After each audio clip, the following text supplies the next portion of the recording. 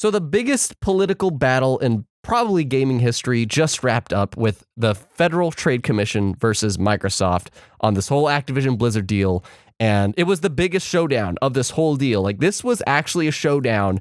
Thousands upon thousands were tuning in live to listen to. And over 5 days, so many nuggets. Is this thing exclusive? How much did this game cost to make? What is the release date for Elder Scrolls 6? Like, there's a lot of things that were tucked away in this 5-day long hearing. So I don't want to do much editing. I've compiled what are the 8 key takeaways, at least in my opinion, leaving out a lot of the drama if I can, as much as I want to comment off of it. But the goals here was for the Federal Trade Commission to just create doubt. Just to create doubt, not assurance, but just doubt that Microsoft is going to be up to some funny business if this deal closes with Activision Blizzard King. Microsoft's goal is to simply say, it's not just faith, it's not just establishing faith, but they are trying to establish assurance. It's like the opposite. FTC, create doubt. Microsoft, assurance. Which one got it? What are the key takeaways? Let's get into it. My name is Samurai Kibiji, where I like to speculate on games and news about games with you. So if you like that and been here before, consider subscribing. Let's get into point number 1. Bethesda exclusivity and a reveal or two, kind of. So the main things here, because they bring up Bethesda, because the FTC is questioning, are you going to make everything from Activision Blizzard King exclusive? It was all about Call of Duty. This entire case, just Call of Duty was brought up non-stop with the occasional mention of Diablo. But it was all about, is COD going to be exclusive? So they brought up Bethesda, and because of that, they brought on the board, which, by the way, for all these examples, I don't want to just verbatim quote what was said. I will just have on-screen references, but I believe it was Pete Hines who spoke for Bethesda. And in this whole conversation and other parts of this whole hearing, Indiana Jones is exclusive. That is the first big reveal we got. Indiana Jones is, for a fact, going to be an Xbox PC exclusive, which has not been confirmed anywhere yet. Like, that's one of the first big nuggets that we got from this in just the first 2 days. That was a big deal to me. So yes, Indiana Jones is going to be an Xbox PC exclusive. There you go. There's another thing far later on in this whole thing. It was actually in the closing statements or whatever, closing arguments. The Microsoft lawyer kind of slipped up and said Elder Scrolls 16 is targeted for 2026. Obviously, she meant Elder Scrolls 6. That was the conversation that they were talking about. So it was probably a slip up because Final Fantasy 16 got mentioned a lot too in this whole thing. But I think what she was trying to say is Elder Scrolls 6 is targeted for 2026. So there you go. There's another little nugget. Now, I don't believe that at all. Do you? I don't know. Like, as Starfield's coming out 3 years later? I don't know. But so yeah, the bigger thing, though, big picture, is there was an email between Matt Booty and I think a head of finances at Xbox that everything from Bethesda going forward is going to be Xbox exclusive. Not anything that already has a pre-contract made or is releasing with updates, but every new title from Bethesda is supposed to be Xbox exclusive. So says Phil Spencer towards the end of 2021. That's not what it sounded like earlier on in the year when they had their like round meeting, but that's what it's looking to be. So that's a big potential if the FTC does win because of exclusivity stuff. That's kind of a big reveal to have. So yeah, and if you're not on Xbox, then you won't be able to play Bethesda games, apparently. So that's a very big deal. That's the big Bethesda stuff, though. Point number 2, though, cost of games. Cost of games. How much does it cost to make a game? I've said this previously. I've tried to research this previously in a video that I'll try to link above, but wait till the end of the video to watch it, please, because it's a good one. What is the math of making a game? How much does it cost to make? There was so many redacted things in this entire hearing, and one of PlayStation's documents redactions, a lot of them actually, they were not redacted well enough. They weren't blacked out well enough. And there was a document that showed basically, this is how much it costs to make Horizon Forbidden West. This is how much it costed to make Last of Us 2. And they both took like, give or take 5 years, upwards $200 million. And you even get to see how many staff were on it, which is like hundreds. Like we got to actually see how much it costed PlayStation to make these 2 games, which kind of lines up with everything I've seen and heard. But yeah, so just if you're ever curious, costed upward $200 million to make Horizon Forbidden West and Last of Us Part 2 with hundreds of staff and over 5 years of development. So that, again, math video. Game Pass makes $250 million a month. That covers the budget of one game. Anyways, moving on to point number 3. Speaking of PlayStation redacted stuff, Jim Ryan and PlayStation. The head of PlayStation, he wasn't there live, but he did record like a 70-minute long kind of hearing of his own, which, whatever. But something that was pointed out at the start of this whole thing was that Jim Ryan, head of PlayStation, was just straight up caught in a lie. He was caught in a lie that for the past basically almost year, he has been preaching, maybe it's actually been a year now, I can't even comprehend time. He has been preaching that Xbox is going to make Call of Duty exclusive. It's going to make everything Activision Blizzard exclusive, and that will harm us. That will make us have to foreclose.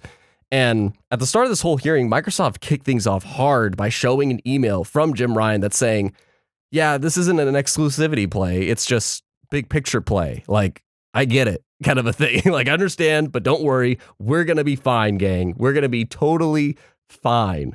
So that kind of just revealed, the past year, Jim Ryan's just been really fluffing it up to try to stop this deal for very strictly speaking, just competitive reasons instead of truthful reasons. So that is the thing. There was also a moment where Jim Ryan, during this whole Q&A part, a Microsoft lawyer was asking him like, okay, so if you had this situation, would you make, like, if you were Xbox, would you make Activision Blizzard King games all exclusive? And he's like, that's a good strategy, but I'm not going to comment on that. I'm not going to comment on that question. And they're like, so you don't get to answer. And he's like, yes.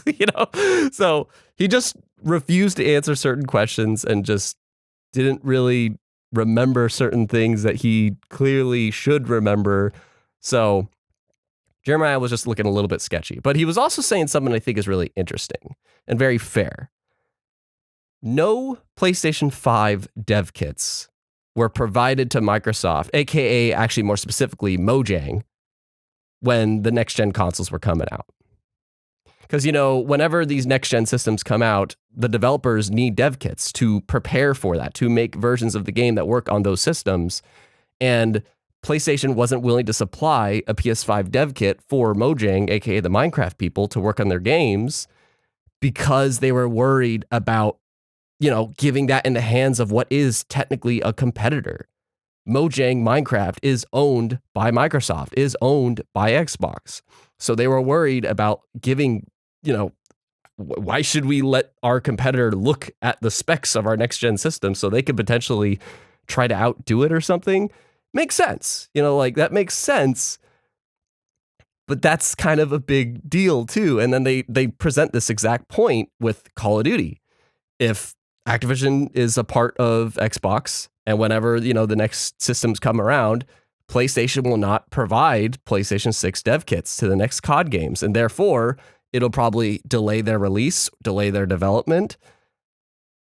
That's kind of big picture talk, but that's just an interesting note. But the final thing I want to bring up is Jim Ryan, he claims that publishers hate Game Pass.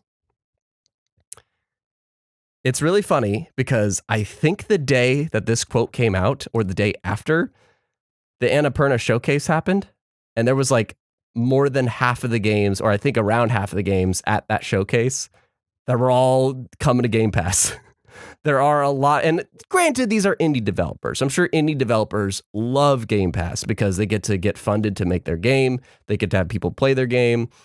And, but we're also seeing folks like Capcom and Square Enix and SEGA put their games on Game Pass, some even day and date.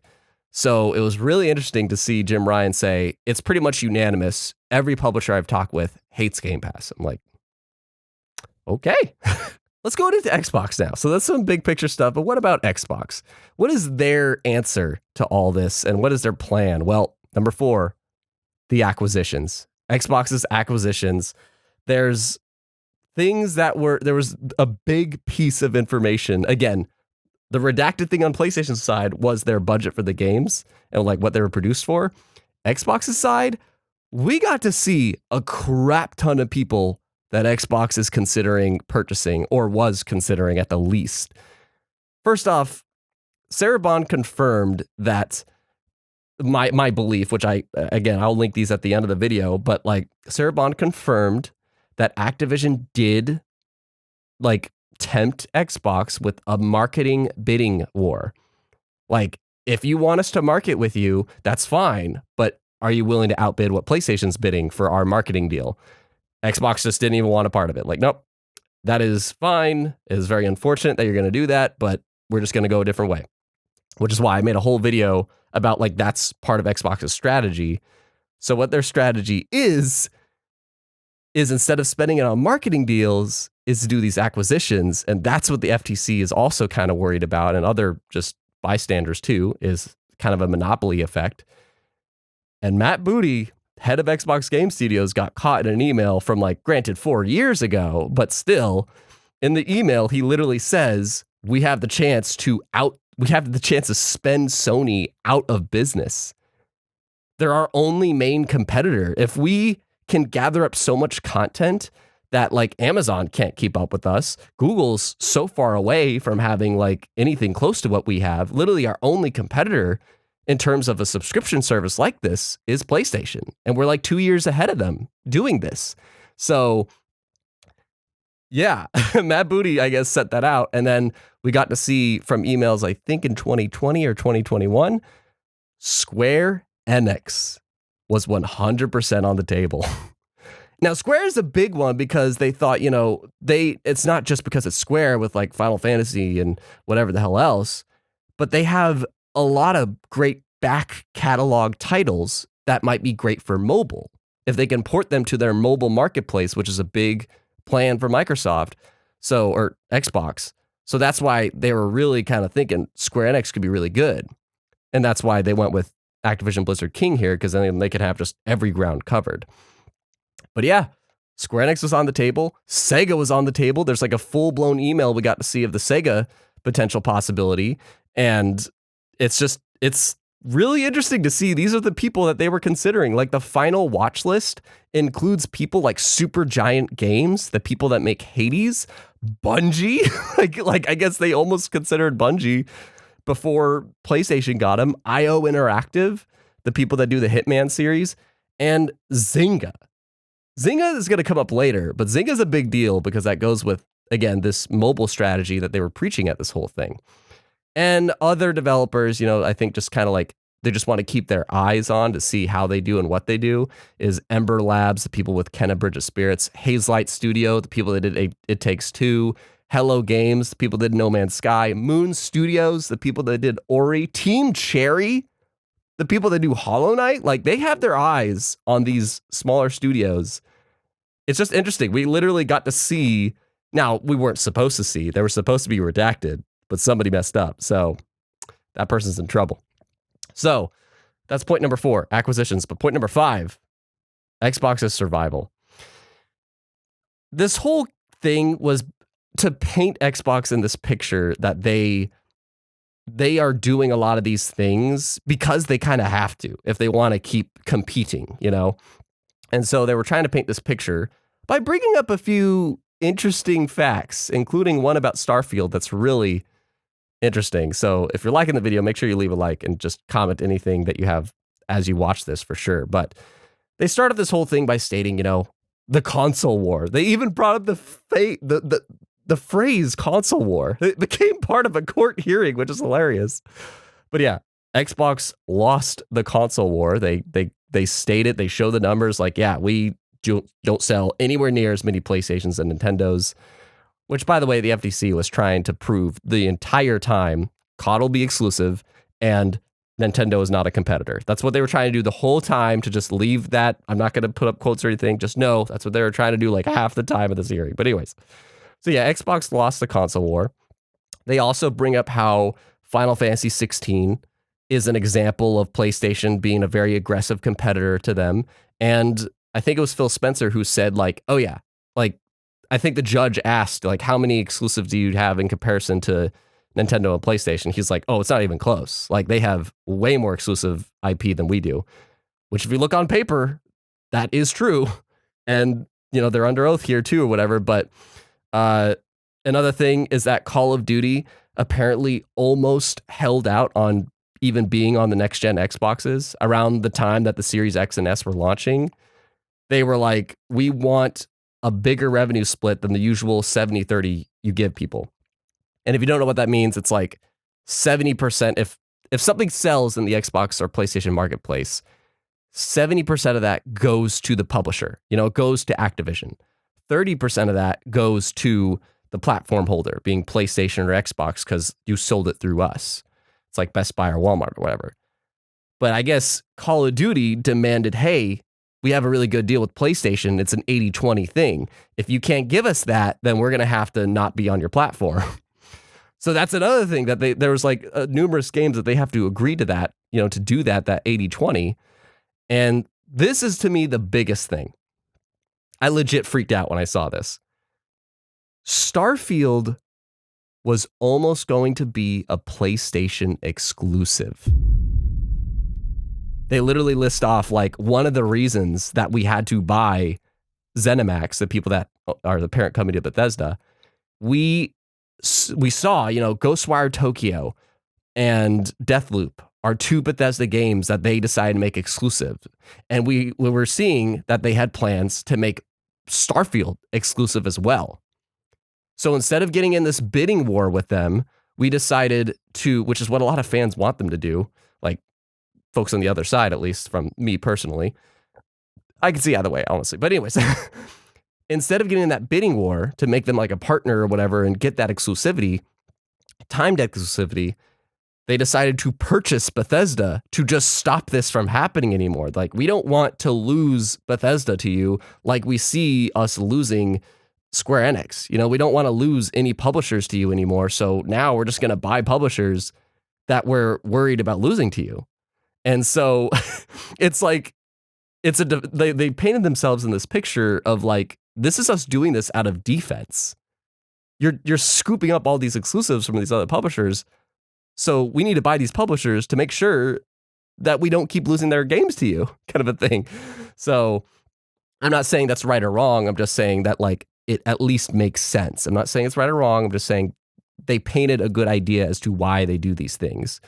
And the CEO of Microsoft, Satya Nadella, I never say his name right, he came on as well, probably the shortest hearing of anybody for some reason. And he blames Sony for these exclusivities or whatever. He claims, you know, he's under oath, but, you know, who knows actually. But he really tried to paint a picture of like, if I had my way, there just wouldn't be any such thing as exclusives. We would just be innovating with, you know, deals, technology, and blah, blah, blah, blah, blah, and just services. But because the market leader, Sony, is doing all these exclusive deals, we have to like fight back. Otherwise, we're just done for. So I thought that was like a really interesting statement that he made. And they painted this picture of, you know, that's why they do stuff. But number 6, this is probably a more boring one. Just want to breeze through this one. But it's key because Microsoft was painting this picture of number 6, mobile and cloud. That is their strategy. That is the reason why they are purchasing Activision Blizzard King over Square Enix, you know, over a lot of these smaller studios, is because they like King, especially this mobile company. And Sarah Bond came on and said, in terms of the cloud, it's kind of weak right now. We want it to grow, but right now people just kind of use it to demo games that they don't want to fully download. And there was, I guess, another point that they were trying to make like a separate service for it, but they just didn't see it being feasible currently. So that's interesting. But mobile, they broke it down as a big opportunity for growth. They've kind of reached the console market, and they could grow there. And they could grow in PC. They are growing in PC, but the mobile market is the big spot that they're like, we need to cash in on that because it's literally like 70% of the market, and we're barely even touching it. And the Zynga acquisition, you know, that they attempted to do that Take-Two beat them to, that makes sense because Zynga was like nothing but a mobile company. And there's two comparisons that were made that I thought was interesting, like oil cars versus electric cars. We don't want to be like that ancient oil car when everybody switched to electric. We don't want to be using Polaroid for cameras when everybody's all digital now. You know, they were trying to make that comparison of we're trying to just be ready for that potential future when it comes. So that's that. Number 7, though, this is very much a business talk thing. So if you want to skip this, I understand. But Xbox's plan. We're almost there. So they broke down a few things that if you're just into the business side of things and just like why would this deal be good for Xbox if they don't make Call of Duty and other things exclusive? They paint the picture of Minecraft, one of the biggest games of all time, if not the biggest game of all time. It has twice the amount of users on PlayStation than Xbox. It has 4 times the amount of users on Nintendo. Why would we cut off that revenue? Why would we cut off that player base and risk that brand like absolute chaos? Phil also sweared under oath that we are not going to make Call of Duty, like we're not going to stop shipping that to PlayStation as long as they allow us to ship there. Like we are not going to stop shipping to PlayStation. He said that under oath. He literally said like, I will raise my hand if I have to, whatever it takes right here and now. And then there was more little nuggets, like we found out that the COD, Call of Duty marketing beat, you know, with PlayStation, that contract expires at the end of 2024.